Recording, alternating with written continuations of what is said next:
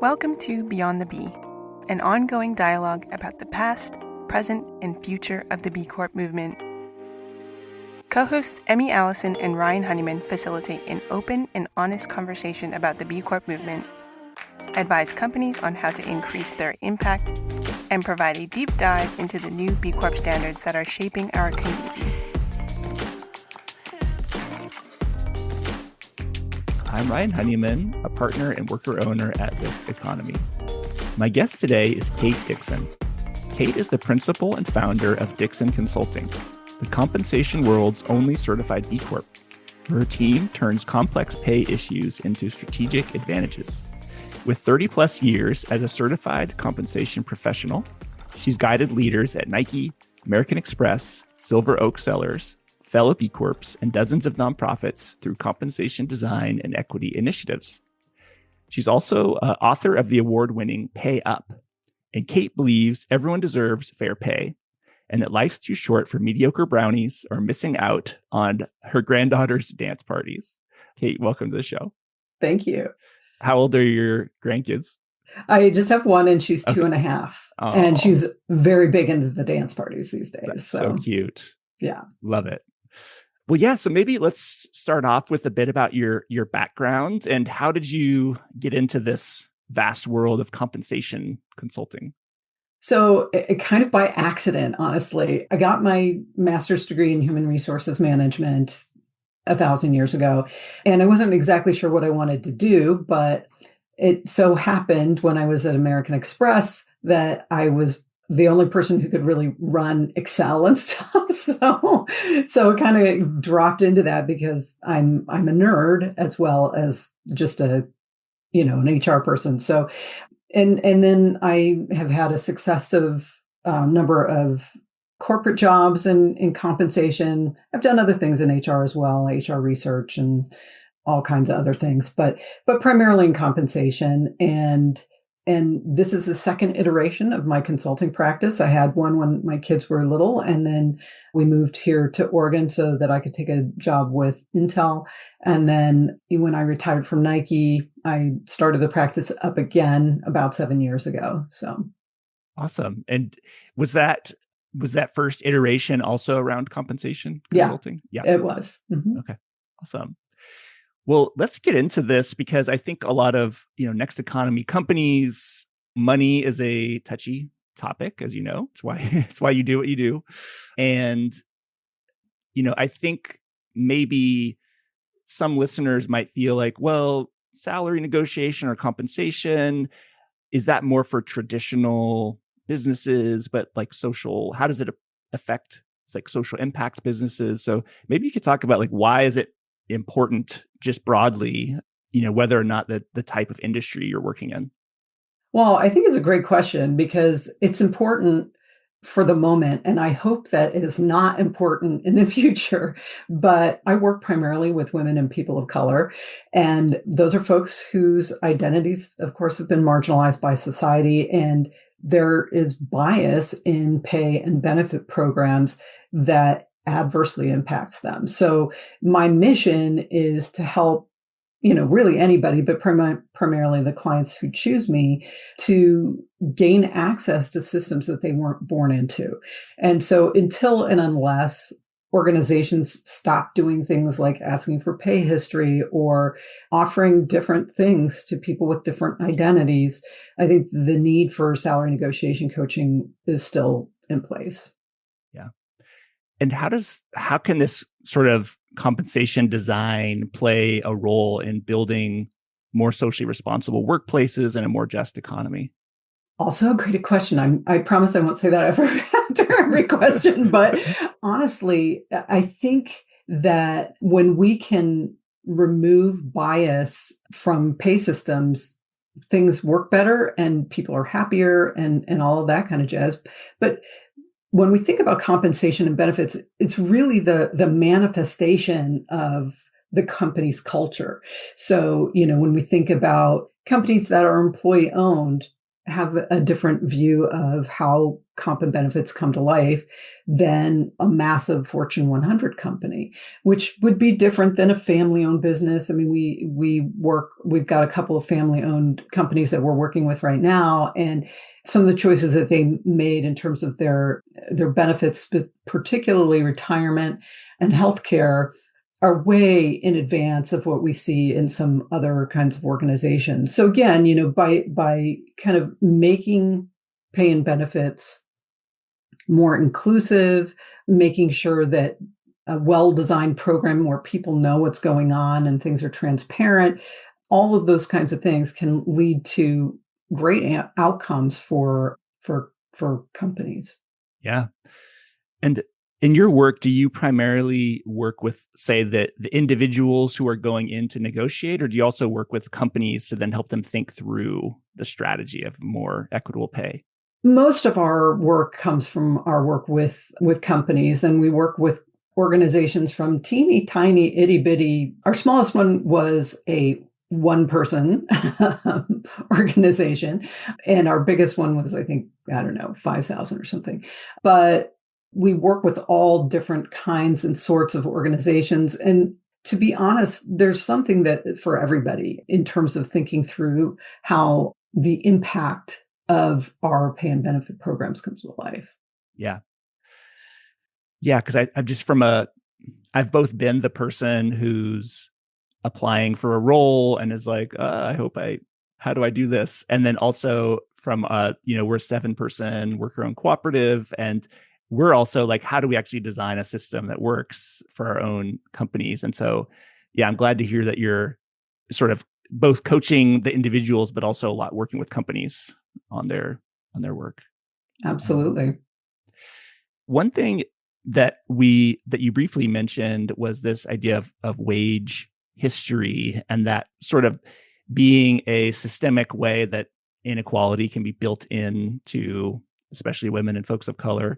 I'm wondering if you could speak to like why that is a factor. And then maybe for the B Corp listeners, there's the new standards that talk about companies are not allowed going forward on the new standards to ask for wage history. And so maybe just like the why is it an issue? And then I don't know if you want to speak to the new B Corp standards.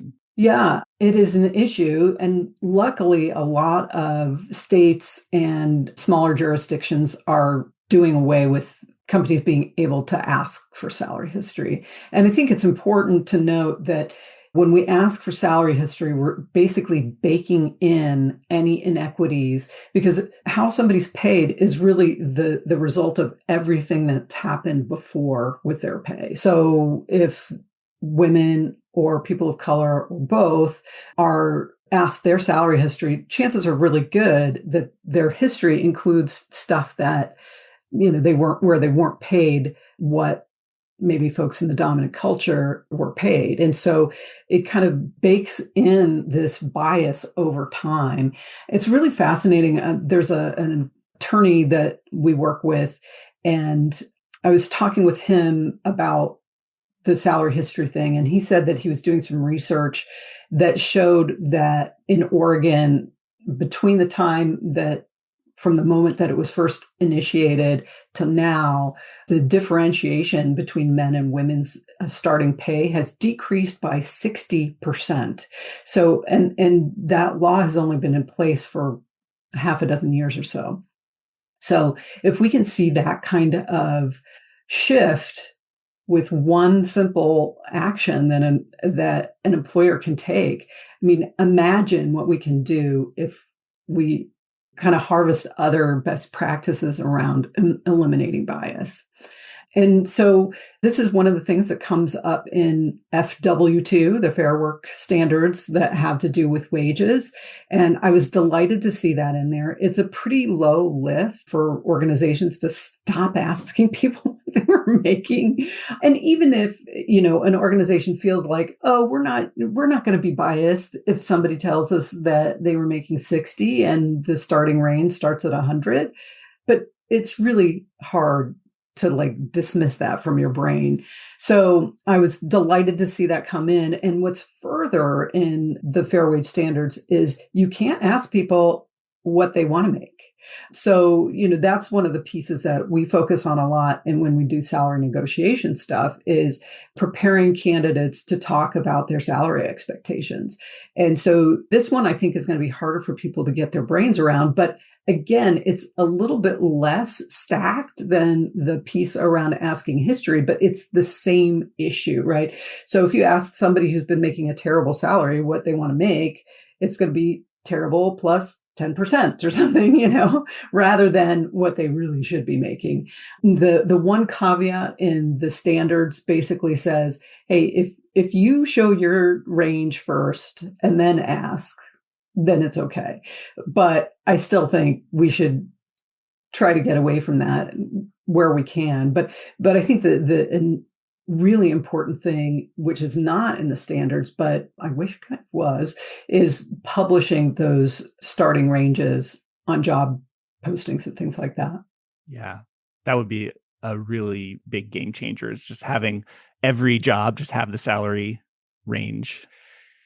Maybe we could walk this through and get your advice from both like an individual seeking a role and like what you would advise them, and then maybe from like a company side trying to like structure what it would look like. So from an individual who's like, hey, there's this role that I'm interested in. I don't quite know exactly what the range is, but I'm really interested in it. And they come to you and they're like, can you help me? Like, what is some of the, like, walk me through what you might help somebody start to think about with them? So the two main things would be around finding out what the market is for the role. And the second one would be finding out what the hiring range is for the role. So when I talk with individuals, we talk about what kinds of sources are out there. And the great thing is in the last 20 years, there's been just an explosion of data that's available. A lot of it's self-reported, which used to be objectively terrible, but with more and more people adding more and more data points, is starting to get to be more robust. So looking at job postings, because I'm in Oregon and Washington is required to post the salary ranges, so is California. So if you look at jobs that are in states near you, Colorado has that, New York City has that. The problem with places like New York City and San Francisco, though, unless you're in one of those high cost of labor areas, chances are pretty good that those salary ranges are going to be higher than what you would be expecting. But getting a sense of what the market is, you can ask people who are doing this kind of thing. I wouldn't say, how much do you make? Because that's still an awkward conversation in the US. But you can say, hey, my research shows that jobs like these pay in the mid 90s. How does that land with you?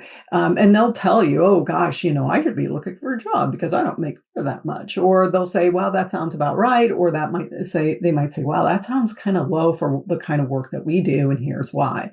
So getting a sense of what the market is from outside sources, from, especially from sources that are inside the organization that you're looking at, is great.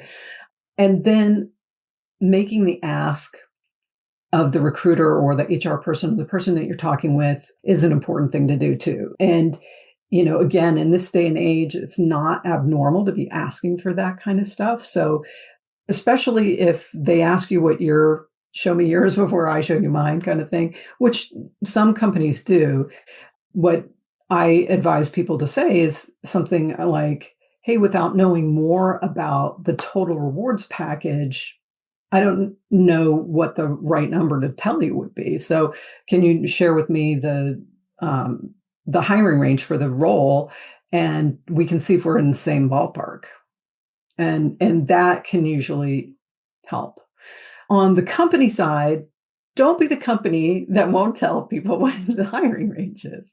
I recommend to my clients when they're doing this, in order to kind of make a realistic range for people, to basically quote the minimum to the midpoint of the range. So the bottom part of the range, if you've got a salary range, because it's not necessarily super likely that you're going to be hiring in over the midpoint of the range. If you're open to that, give them the whole thing, it's fine. But do give them some sort of a meaningful range, not like these ones that I see all the time that are like, this job will pay somewhere between $200 an hour and $50,000 a minute. Like there was one I saw the other day that was like 50 to 250. Are you kidding me? 50,000 and 250,000, those are completely different jobs. So, and while they do comply with the law, they don't comply with the intent of the law in places that require that. So don't be that employer. I'm even thinking this is a little bit of live advice from you, but in consulting work, and I know you work with independent contractors as well on like how to price. I'm wondering if that, because if you go to a potential client and say, what's the typical range of, usually people are like, well, we don't really have a budget set for this project. That's usually the answer. Or it's like, they're not going to give you a number. But if you came in and said, hey, typically our contracts are around like 25 to 35,000. How does that land for you? Like, do you think that would be even for independent contractors or people doing Absolutely. Like yeah. Absolutely. I always ask potential clients what their budget is. And I've had people want to do a wide ranging, year-long project for $10,000, and it was all I could do to not laugh at them. But, and again, $10,000 is nothing to sneeze at. So don't get me wrong, but this would be kind of like a half-time engagement for the course of a year. But I think, asking them what their budget is, oh, we don't have a budget, or, hey, we'll have to find money for this. If you've been doing certain types of engagements for a while, you can say, hey, this is how they typically work. I don't recommend doing hourly. We're currently doing an hourly gig right now, just because it's the first time we worked with a client and we had really no idea what we were getting into, and they, for confidentiality reasons, couldn't really share that up front. So yeah, we'll do an hourly thing, but we almost always have a fixed price kind of situation. I agree. Yeah, the whole hourly thing, that's probably a whole nother like side angle we could go around, like, the challenges of the meter running and whether clients feel pressure, like, versus fixed fee. In terms of, so let's say we're a company and, I could use the Lyft economy, for example. Like, let's say we have a role and we're like, we think this should pay around 75 to 85,000 or something. And we say to a potential employee, like, this is our range. What else would you want to see from the company side so they can really think like, is this equitable? Is this fair? Are we like, what are the things that the company should be considering in that process of like setting the role and like offering the role and being flexible to like negotiation, et cetera? Yeah, I think this one gets kind of challenging. We work with a really awesome B Corp in the Bay Area, and they've been trained. Candidates have been trained to do things like I teach, right, which is to negotiate and ask for more and all this kind of stuff. But they're very, this comes in at this rate, and that's how we do it, right? And so I think that things can get more challenging as we get farther away from the more quote unquote traditional ways of paying people, which are really reliant on how well you can negotiate and things like that. But, as an employer, I, again, worry about people's over-reliance on market data. I mean, you have to have some sort of understanding of what it is. But the market data, just like salary history, is basically a collection of all of the biased pay stuff from eternity, right? So we think of it as this monolithic thing that is inviolate, and in reality, it's just a bunch of decisions that people have made over time, which, again, people have expectations of what they're going to make, and it's our job to help them understand how that makes sense. But I think too, one of the things that we can do as employers is to be really upfront, not just about base pay, but all the components of rewards. So it's base pay, any opportunity for bonuses, or if there's like employee ownership, what would that look like? Long-term incentives, as well as things like health benefits. Not only what do you get, but what do you have to pay for that? Retirement, that can be a bigger and bigger piece of what people think about. I was told by somebody the other day that Gen Z doesn't care at all about retirement. I'm like, well, maybe we should talk to the Gen Z who works for me because he's very concerned about it. And I think we owe it to candidates to be transparent about, okay, well, this is what went into us setting this range, and these are all the components of pay that you can expect. And that can help people have a realistic preview of what they're getting into.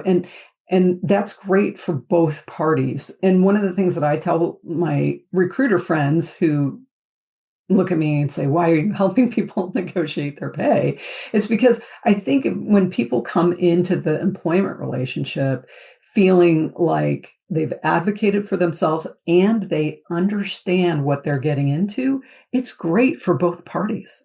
So part of what we do with salary negotiation is really help candidates understand what their package looks like. And, if they're getting a relocation, does that include all the things that are typical in a relocation package? And if not, why not? So, again, I think that clear-eyed understanding on both sides can really reduce the number of problems down the road. And it's really good for both employee and employer. Are there any, without naming names, obviously, any client examples of like someone who maybe had some practices that weren't quite as forward leaning and like progressive and equitable, and then some shifts they made and like what may have happened that's like benefit them? Yeah. So we worked with a nonprofit a few years ago, and they were in the housing space, and we're doing a market analysis to help them set up salary ranges and a job architecture and all that kind of jazz. And they were really concerned about their frontline workers. And they said, we want to make sure that they're making a housing wage because we're a housing nonprofit. And so we looked at those numbers versus what the market said those frontline workers were paid, and it was like 2x. And so I said, look, you can do that if you want to. And there are many great examples of organizations that have really lifted up the bottom of their pay ranges. But this is not something to take lightly. It's going to have knock-on consequences in the rest of your organization, and your board's got to be really behind it. And they did it, and it worked great, and people were shocked. But again, the emotional labor that those folks were performing, it doesn't show up on any sort of leveling criteria. Well, it does for them now, but it's something that is, part of the heavy lift of that job. And I think the new pay that they have really reflects more of that. And you also have this idea of anti-oppressive pay. I'm wondering if you could define that and maybe talk about how does that show up, and what can companies do to implement anti-oppressive pay practices? Yeah, I'm looking for like a cooler word for it, but I think anti-oppressive pay really says what it is. So this is really about taking bias out of pay and benefit systems. And so I have a model that I talk about. There are basically 5 pillars, and they form the word shift. So S is for share, and that's basically who has a share in the pay or benefit programs, who has access to the pay or benefit programs. So if we think about, especially benefits, this is a really good one to look through that lens of, in terms of having trans-friendly healthcare or making sure that same-sex couples have access to benefits and things like that. I also think that long-term incentives should be sprinkled about over everyone, because I think that long-term incentives actually work better when everybody in the organization participates instead of just the executives, which is kind of the traditional thing. So share is who has access. And we know that when we limit access to pay or benefit programs, they can be oppressive.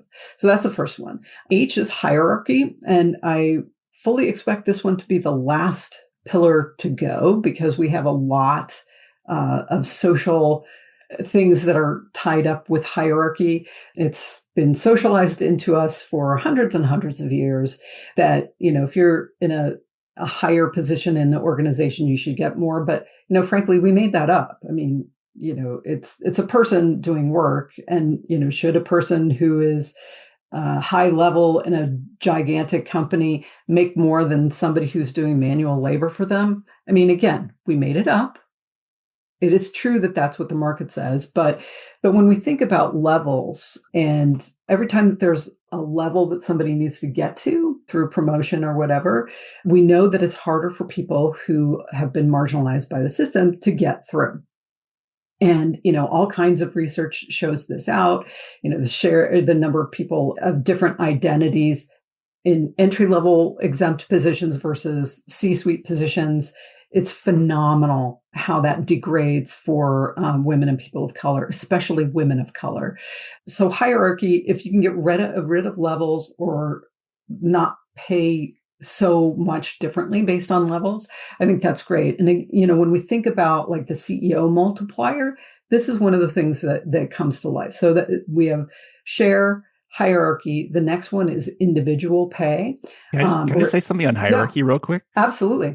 I really like this because it's very counter to some of the, I was reading something the other day about like, well, if you're a scaling company, this is how you should do your pay. Like you have associate, then you have S2, senior associate, then you have level 3, like manager, and then director, and then VP. And so what you're saying is like, by creating what seems like something that's, hey, this is kind of business as usual, this is like what you do, you're actually creating oppressive women and folks of color are going to get screened out of that like leveling process. Yeah. Mm-hmm. Yeah. And I mean, unless you're building strong systems in place to make sure that that doesn't happen, I think that it's just something to be really conscious about, knowing our historical biases, right? So the next one is probably my favorite one, and this is individual performance, the impact of individual performance on pay. And I would love to see individual performance not impacting pay in the future, because we know that performance standards differ based on identity. So the same behavior performed by a white man can be perceived differently for a white woman, for a Black woman, for an Asian man, right? So it's the same behavior, right? The same behavior can be looked at differently. And based on that alone, we shouldn't be using it. There's another thing called inter-rater reliability, which looks at people's ability to consistently assess performance. They're observing the same thing, and are they consistent in the way they rate it? Again, individual managers' biases come into this as well. So again, there's I could talk about this all day, but individual performance impacting things like base pay or bonuses or equity, those kinds of things, I just don't think it's a great idea. And we know from like an executive compensation perspective that when we have kind of team-based incentives. So if we look at long-term incentives and make them enterprise-wide, you have more collaboration and people are moving the ball together down the field instead of, if I win, you lose. And so I have to make sure that we're competing internally. That doesn't do anybody any good. So, there's a myth of individual performance too, So again, enough on that one. Individual performance, don't have that impact pay. The next one is F for function. And this one is subtly addressed in some of the new B Corp standards. But this is, functional differences in pay. We should eliminate those wherever we can. So the example that I love to use, because I'm a former HR person, is the differences between HR people and finance people. Those jobs are paid differently in the marketplace, but they require the same kind of background, typically an MBA and experience, They typically have similar kinds of impact on the organization. So there's really no good reason that they're paid differently, except for the market pays them differently. And that is because finance was made up of dudes and HR was made up of chicks. And so we see kind of that pink collar, blue collar, white collar, those things come to life in terms of function. And the B Corp standards that will be in place in a few years around assessing similar work instead of the same jobs. The similar work thing, it was really the intent of equal pay all along, but it's been very narrowly interpreted by companies and lawsuits, frankly. So it really hasn't done its full job, which is really where those next standards come in. I can't wait for that. I think it's going to be really great. So that's function. And then T is transparency. And this is something that a lot of our clients have been working on. They're on a journey to transparency. It's important to them, telling people, it starts with telling people what they're making and being transparent, like we were talking earlier about all of the benefits and pay that they're getting. You'd be surprised at how many people don't really understand what their pay package consists of. It's kind of this like, oh, it's magic money when a bonus comes in, or it's magic money when there's a profit sharing or something like that. But that transparency can also be like when I experienced my first job out of grad school, working for the state of Colorado. There's a big giant book and you can look up anybody in the state and find out what they make, right? So, I mean, you don't have to go that far, but you could. And what would happen if you did, right? So that's the shift model. It's a beautiful model. I remember I was interning on Capitol Hill after college, and this was like 2005. And like, I don't think that the internet had just figured out that you can put like everyone who's a government employee has to have a public salary. And so everyone's salary was suddenly listed, and it was like this big scandalous, like, what the hell? Everyone. So I do feel like moving towards transparency is super helpful. And there's even some companies like I know Buffer, the social media company, like, lists their salaries publicly and their finances, et cetera. One question on the individual performer thing. So I get it. Like for example, if there's a sales team, one's a guy, one's a girl, and the same sales quota, and because of systemic bias against women, it's maybe harder for the woman to sell like as much sales quota as the man. So then it's like, well, she's not performing as well. And so there's that is sort of the negative impact of the individual performance component, which I get. And there's like, if someone is maybe a white guy, a straight white guy who's not performing well, and you're like, there is no systems impact on you. How do you work through just some of the individual, because I feel like having no relation to individual performance feels like, it's going to be a big step for folks. And like, how do you really do that?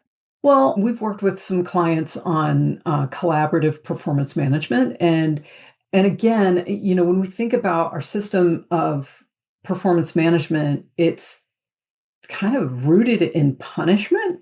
It's an artifact of some of the things from the industrial age, right? So thank you, Ford.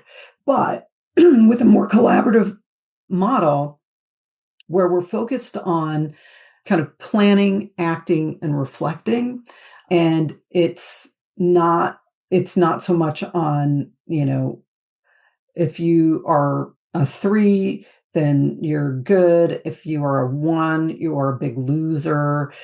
But it's more about, hey, here are the things that we're trying to accomplish. Did we do it? What did we learn? What do we need to learn in order to do things better? We fundamentally believe that that's a better model because there's so much anxiety that people have around performance management because it's filled with bias, because managers only see between 5 and 15% of the work that their employees do, right? So how can we shift that to be more generative? I think collaboration is the key.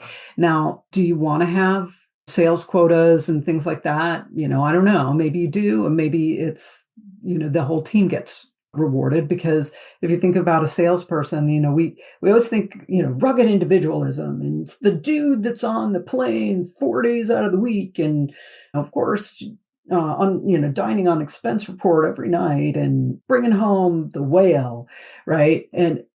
But it kind of belies the system that supports that dude, right?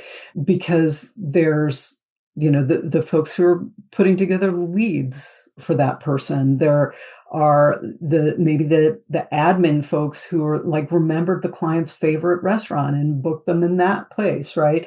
And it could be things like the product is really awesome. So the product designers, the product developers, they have a piece in the sales equation as well. So picking one person to reap the rewards of that sales cycle seems a little weird to me. So I don't know if that really answers your question or not, but yeah, I think it's just it's complex, and I like the collaborative approach of like, hey, it's a shared dilemma, let's work on it. Is there, maybe from the individual person applying side and then maybe the company side, I imagine it's probably not universal, but there's probably like 2 or 3 things that you're recommending, like at least the individual side, like go in and like base pay is probably one, right? Are there other like 2 other ones that you're like really try to, if you're going to, be able to negotiate, here's the things that matter versus like, I know you're a big fan of gym memberships. That should be number 2, right? I'm just kidding. I know gym memberships. I am though. Yeah, no, I think it really depends on the person, right? And what they value, what they care about, because the thing that you care about may not be the same thing that I care about. That said, when negotiating, I always say, take the biggest stuff first, because there is a thing, negotiation fatigue. It's real. So you're not going to be able to negotiate every item like one attorney tried to do with me many years ago, and I still remember it because it's like, dude, you just stop already, okay? Because no. We're not hiring your client, basically. Exactly. So yeah, so I think, really understanding what it is that's important to you and putting the big things first, that's the number one tip. Yep. Okay.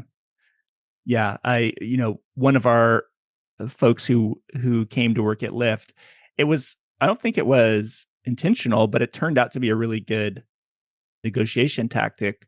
We were like, the salary is 85,000, and they're like, okay, but can I work? I was expecting a little more. Can I work 4 days a week instead?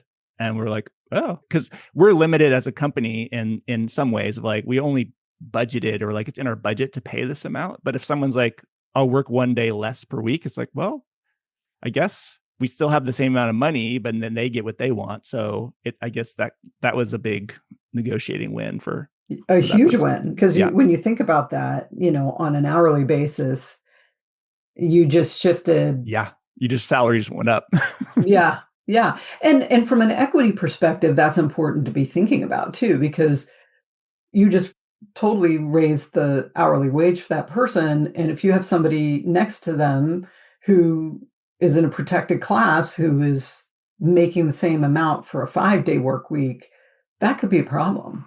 And then I guess it's maybe the same question, and maybe you have the same answer on the company side, is like, give a good base salary, but are there maybe 2 or 3 other bigger ones that you tend to recommend companies give, or like have flexibility over, or to kind of? Yeah, I think the flexibility thing can be challenging. I think, though, one of the best ways that employers can be flexible is in terms of the work environment. So is it going to be remote first? Is it going to be hybrid? How are you going to work with that? That is one thing that I don't think a lot of employers realize how powerful that is, especially for women and people of color. When we think about, again, you can be the greatest employer in the world, but the stress and strain that people with marginalized identities suffer going into the office every single day can just put a lot more pressure on them than similarly situated white guys. So it's really powerful. And I think companies that are remote first will over time get the lion's share of the great talent in folks who have identities marginalized by the system. So I think that's a really great way to be flexible. In terms of important benefits, again, it really depends on the person, right? Because if you're a single person, you don't care about childcare. And if you're a family person, you don't care about some other things, right? And so if you can do some sort of cafeteria benefit kinds of things, which is kind of like a flashback to the 80s, but there was a reason that was really effective because it allowed people, okay, here's my bucket of money. I'm going to allocate this to healthcare and this to retirement and this to something else and let people basically paint by numbers. And that was really great. Not a lot of organizations do that anymore. Yeah. On the remote work, I'd be curious for your take. I imagine you're strongly suspicious of this whole like, oh, you're going to live in upstate New York and move away from the Bay Area. We're going to lower your salary by 40% because the cost of living. What do you think about that whole, like, should social impacts and next economy companies be thinking about like where people live in terms of remote work and like how to affect their salary, or do you advise against that? Well, actually, there's a reality of cost of labor, and cost of labor and cost of living are a little different. So cost of living is how much does it cost to live in a place. Cost of labor is how much does it cost to get that particular talent in that place.